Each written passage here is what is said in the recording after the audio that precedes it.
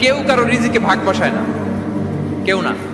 আমরা অনেকে মনে করি যে আমি ওকে দিলাম, ওকে খাওয়াইলাম, আমি বোধহয় খাওয়াইলাম। না, সে আপনারটা খায় নাই, সে তার রিজিকই খেয়েছে।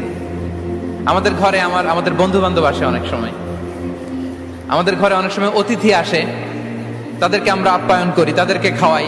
আসলে সে আমারটা খায় না, সে কারটা খায়? তার নিজেরটাই খায়। বিষ্ণু ইসলাম এটা খুব সুন্দর করে বলেছেন। ওনার কাজিন চাচাতো ভাই আব্দুল্লাহ ইবনে আব্বাসকে একদিন অনেক নাসিহা করছিলেন।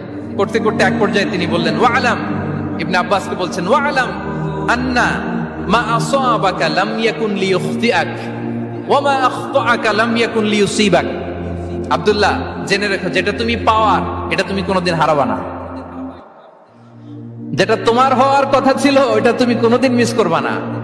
আর যেটা তুমি পাওয়ার কথা না, গোটা বিশ্বের সব শক্তিকে হাতের মুঠোয় আনলেও সেটার দেখা তুমি পাবে না, পাবে না।